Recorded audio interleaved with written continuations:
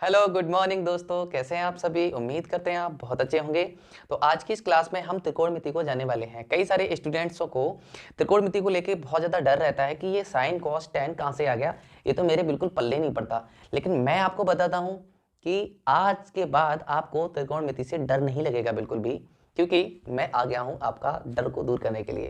कहते हैं ना कि गणित एक ऐसी चीज़ है, कोई इसको मुश्किल समझता है, कोई आसान समझता है। और मैं आपको एक राज की अगर बात बता दूँ तो बात यह है कि जिसको रटता है वो रोता है और जिसको समझता है वो हंसता है। अरे गणित जैसी कोई चीज नहीं है, गणित से जो मोहब्बत हो जाए तो बात ही अलग है ना। तो चलिए बातों को खत्म करके हम शुरू करते हैं त्रिकोणमिति के लिए। त्रिकोणमिति, ट्रिकोमेट्री, त्रिकोणमिति यानी कि त्रिकोण अपने आप समझ में आ रहा है। त्रि माने होता है तीन, कोण तीन कोण, मिति मापना, तीन कोणों को जो मापा जाता है उसे हम कहते हैं त्रिकोणमिति। ठीक है, त्रि और कोण है ना।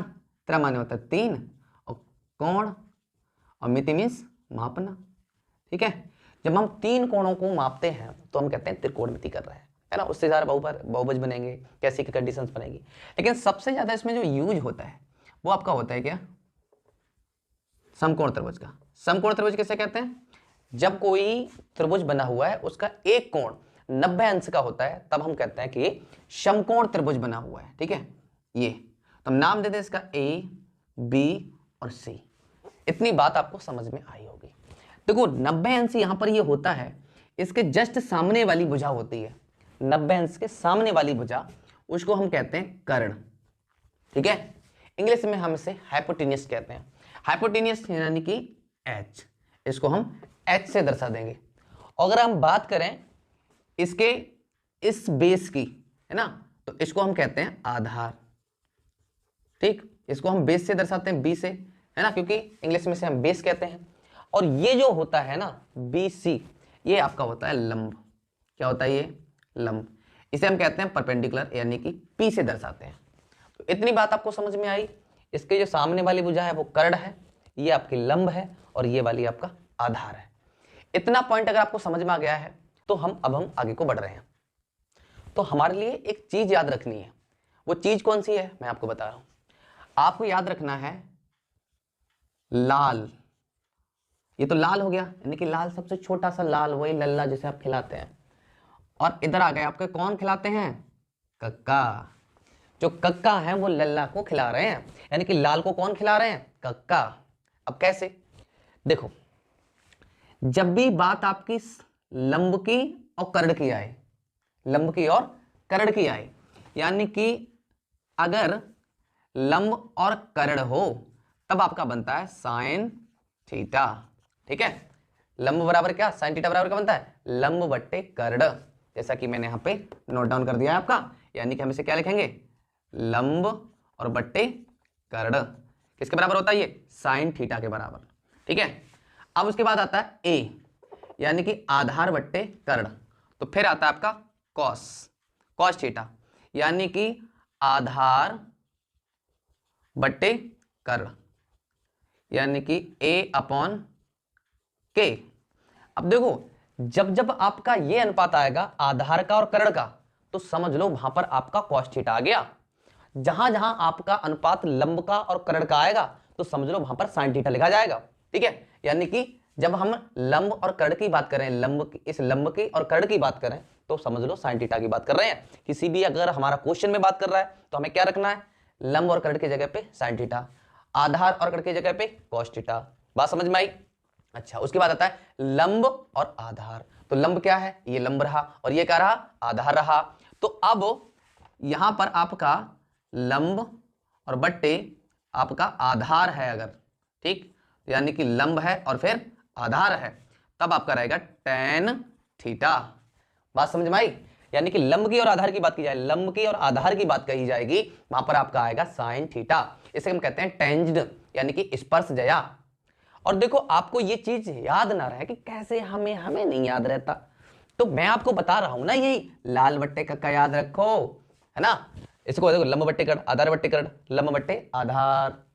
और एक बात और बता दूं, एक बात और बता दूं, अगर आपको ये चीज समझ में आ गई ना तो फटाफट इसके लिए नोट डाउन कर लीजिएगा। अब नोट डाउन आपने कर लिया तो देखो, अब हम जस्ट इसके अपोजिट लेंगे, अपोजिट का मतलब जस्ट इसके उल्टे, ठीक है। उल्टे क्या होंगे, जैसे साइन थीटा है, साइन थीटा का उल्टा होता है आपका कॉसेक थीटा। अब देखो साइन थीटा कॉसेक थीटा, ऊपर तो यहां पर साइन है, नीचे क्या कॉसेक, तो कॉसेक थीटा बराबर हो जाएगा कर्ण बट्टे लंब, क्योंकि जस्ट हम इसका उल्टा कर रहे हैं। तो देखो कर्ण क्या है आपका, कर्ण बट्टे लंब, देखिए यार लंब लिख दो, लंब। अब उसके बाद कॉस आता है, कॉस थीटा का जस्ट उल्टा होता है सेक थीटा, तो हम क्या लिखेंगे यहां पर सेक थीटा। तो सेक थीटा क्या हो जाएगा, देखो इसका उल्टा करो, कर्ण बट्टे आधार, तो यहां पर लिखो कर्ण बट्टे आधार। उसके बाद आता है आपका टेन थीटा, टेन थीटा का जस्ट उल्टा होता है कॉट थीटा, यानी कि cot theta. Cot tan theta बराबर क्या है, लंब बट्टे आधार, लंब बट्टे आधार। तो कॉट थीटा बराबर क्या हो जाएगा, कॉट थीटा बराबर क्या हो जाएगा, आधार बट्टे लंब, है ना, आधार बट्टे लंब। ठीक है, इतनी बात समझ में आई। तो दोबारा आप समझ लीजिएगा, अगर आपको समझ में नहीं आई है तो देखो, जहां आपको लंब और कर्ण की बात आएगी वहां साइन थीटा लिखा जाएगा। ये बात पहले से अनुपात के रूप में विभक्त कर दी। मैंने कहा 1/2 को हम क्या कहेंगे, तो आप कहेंगे सर आधा कहेंगे 1/2 को। तो वैसे ही लंब और कर्ण के अनुपात को क्या कहेंगे, साइन थीटा कहेंगे। बात समझ में आई। आधार और कर्ण के अनुपात को क्या कहेंगे, कॉस थीटा कहेंगे। लंब और आधार के अनुपात को क्या कहेंगे, टेन थीटा कहेंगे। ये बात आप समझ लीजिए कि जब भी इनका अनुपात आएगा तो इसका नाम अनुपात का ये होगा साइन कॉस टेन। 3 याद कर लो, बाकी के 3 आपको ऑटोमेटिक याद हो जाएंगे, क्योंकि जस्ट ये इसके अपोजिट हैं, उल्टे हैं ये। ठीक है, कोई रॉकेट साइंस नहीं है ये जो आपको समझ में नहीं आएगी, और हमें नहीं समझ में आ रहा, हम इसी डर में मरे जा रहे हैं, हमें समझ में ही नहीं आया, नहीं समझ में आया, मैं फिर समझा रहा हूं कि लंब और कर्ण के अनुपात को हम साइन थीटा कहते हैं, आधार और कर्ण के अनुपात को कॉस थीटा कहते हैं, लंब और आधार के अनुपात को टेन थीटा कहते हैं। ठीक है, बात समझ में आई। अब इन्हीं के जस्ट उल्टा, साइन थीटा का उल्टा होता है कोसेक थीटा, कोसेक थीटा लंब बट्टे कर्ण, कॉस थीटा का उल्टा होता है सेक थीटा, सेक थीटा बराबर होता है कर्ण बट्टे आधार, और कॉट थीटा बराबर होता है आधार बट्टे लंब। अगर आपको समझ में आई तो इसे फटाफट नोट कर लीजिए। हमने की कुछ बेसिक जो प्रॉपर्टी है उनके बारे में जाना है। देखो साइन थीटा बराबर होता है 1 कॉसेक थीटा। ठीक, और इसी का जस्ट हम लेंगे, मान लो कि कॉसेक थीटा, तो इसका हो जाएगा 1 साइन थीटा। ये बात हमारी एक डिब्बे में बंद हो गई। ठीक है, अगर हमने लिया कॉस थीटा बराबर होता है 1 सेक थीटा, और सेक थीटा बराबर क्या हो जाएगा 1 कॉस थीटा। ये बात हमारी दूसरी आ गई इसमें। ठीक है, जस्ट इसका जब भी हमारा रिवर्स आएगा तो इसका उल्टा हम ये बात लिखेंगे, ये बात आपको याद रहनी चाहिए। अच्छा, दूसरी बात इधर हम लिख लें, है ना, जैसे कि साइन हो गया, कॉस हो गया, फिर क्या आता है आपका टेन थीटा। टेन थीटा बराबर क्या होता है 1 कॉट थीटा, और कॉट यहां पर ले और टेन को इधर पहुंचा दो, तो कॉट थीटा बराबर हो जाएगा 1/टेन थीटा। बात समझ में आ गई। अच्छा, एक चीज आपको और याद रखनी होगी, क्या, टेन थीटा बराबर होता है आपका क्या, साइन थीटा और कॉस थीटा का अनुपात जो होता है, उन दोनों को अनुपात को मिलाकर बनता है आपका टेन थीटा। और जब इसके बराबर आपका टेन थीटा बराबर 1 कॉट थीटा, कॉट थीटा बराबर 1 टेन थीटा, इसका मतलब अगर हम कॉट थीटा को प्राप्त करेंगे तो जस्ट इसका उल्टा हो जाएगा क्या, कॉस थीटा बट्टे साइन थीटा। इतनी बात आपको जरूर नोट डाउन कर लेनी चाहिए, क्योंकि आपका जितना भी ये वैल्यू है वो बस इसी पे आने वाला है। अब हम इसमें त्रिकोणमितीय सर्वसमकाएं जानेंगे कि त्रिकोणमिति के जितने भी आपके फॉर्मूले बनते हैं, जितने भी सूत्रों की उत्पत्ति होगी वो बस यहां से स्टार्ट होगी।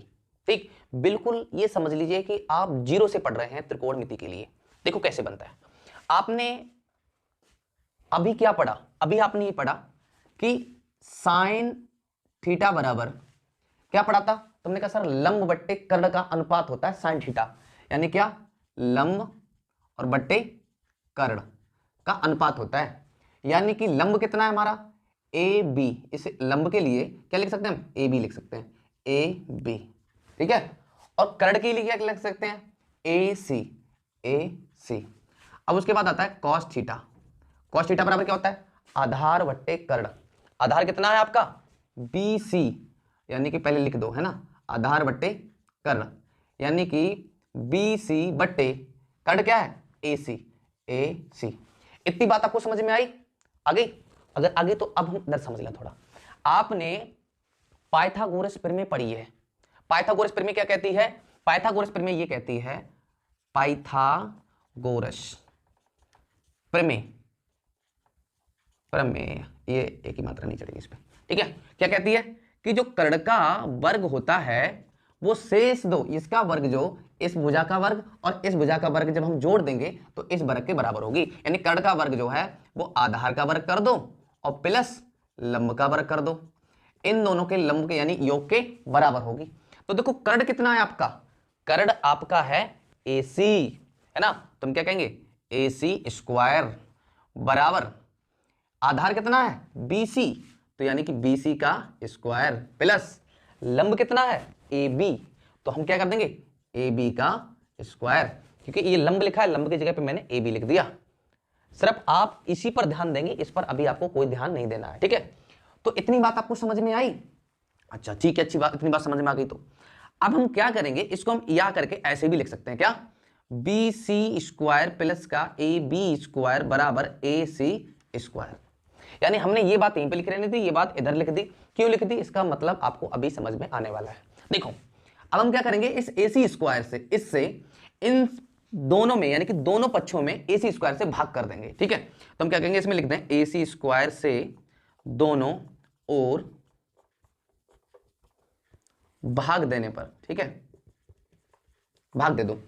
देखो BC स्क्वायर बट्टे AC square plus AB square बट्टे AC स्क्वायर बराबर AC स्क्वायर बट्टे AC स्क्वायर, ठीक है। अब हम ध्यान से समझना इसको। अब हम इसको कैसे लिख सकते हैं? BC बट्टे AC को, यानी कि BC बट्टे AC और इसका संपूर्ण का होल स्क्वायर प्लस AB बट्टे AC इस संपूर्ण का होल स्क्वायर प्लस, अब देखो प्लस नहीं लगाया, बराबर लगाया, तो बराबर AC स्क्वायर से AC स्क्वायर कट जाएगा, यहां पर आपका 1 आ जाएगा। इतनी बात समझ में आई आपको?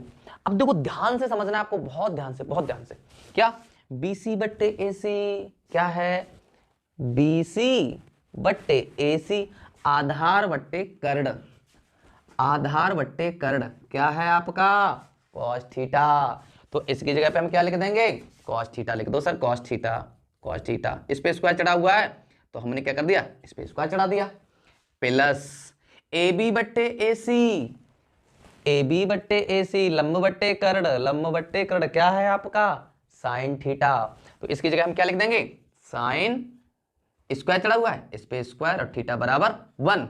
यानी कि आपका पहला सूत्र आपका ये निकल के आता है, क्या? Sine square theta plus cos square theta बराबर 1। इसको मैंने साइन को पहले लिख दिया, कॉस को बाद में लिखा, क्योंकि आपका पहला सूत्र जो है वो इसी सीक्वेंस में, इसी आधार पर निकल के आया, sine square theta plus cos square theta बराबर 1। अगर आपको समझ में नहीं आया है तो मैं आपको एक बार रिक्वेस्ट कर रहा हूं कि आप वीडियो को दोबारा देखिएगा, गारंटी देता हूं आपको समझ में आ जाएगा, क्योंकि त्रिकोणमिति को मैं बिल्कुल जड़ से समझा रहा हूं, दिल से समझा रहा हूं भाई, दिल से, है ना। दिल से जो चीज करते हैं ना निकल जाती है। तो sine square theta plus cos square theta बराबर 1 आया। ये आपका पहला सूत्र बन गया साहब, पहला, बिल्कुल जो सबसे ज्यादा यूज होता है, त्रिकोणमिति की शुरुआत है ये। अब यहीं से सारे सूत्रों का जन्म होगा। कैसे? अगर हमें साइन स्क्वायर थीटा बराबर निकालना है तो देखो इसको हम यहीं रहने देंगे, साइन स्क्वायर थीटा बराबर इस कॉस स्क्वायर थीटा को उधर पहुंचाएंगे तो क्या हो जाएगा? 1 माइनस कॉस स्क्वायर थीटा। ये आपका दूसरा सूत्र बन गया। हाँ ऐसे ही बनते हैं। अब देखो कॉस स्क्वायर थीटा आपका क्या है? कॉस, हमें कॉस स्क्वायर थीटा बराबर निकालना है तो कॉस को यहीं रहने दो, कॉस स्क्वायर थीटा बराबर, अब साइन को उधर पहुंचा दो तो 1 माइनस साइन स्क्वायर थीटा। तीसरा सूत्र बन गया आपका, है ना, तीसरा सूत्र बन गया आपका। अच्छा फिर आपका बनेगा कौन सा? चौथा सूत्र। और चौथा सूत्र बनेगा तब पहले आप इतना नोट डाउन कर लो फटाफट अपनी कॉपी पे।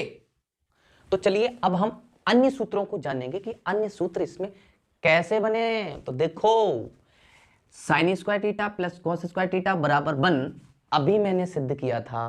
अब हम इसी से आगे के कैसे सूत्र बनाएंगे? हम क्या करेंगे, इसके दोनों पक्षों में, ठीक है, दोनों पक्षों में साइन, साइन से मत करो, है ना, कॉस स्क्वायर थीटा से भाग देने पर, ठीक है, भाग दे दो दोनों पक्षों में। तो देखो कैसे, साइन स्क्वायर थीटा और बट्टे क्या? Cos square theta plus cos square theta और बट्टे क्या? कॉस स्क्वायर थीटा बराबर 1 अपॉन कॉस स्क्वायर थीटा। यानी कि दोनों तरफ ये जो चीज लिखी थी साइन और कॉस, तो हर एक पक्ष में मैंने क्या? कॉस स्क्वायर थीटा से भाग दिया, कुछ नहीं किया। देखो साइन के नीचे क्या गया, कॉस आ गया, कॉस के नीचे क्या गया, कॉस आ गया, इसके नीचे क्या गया, कॉस आ गया, और तो कुछ नहीं किया है ना।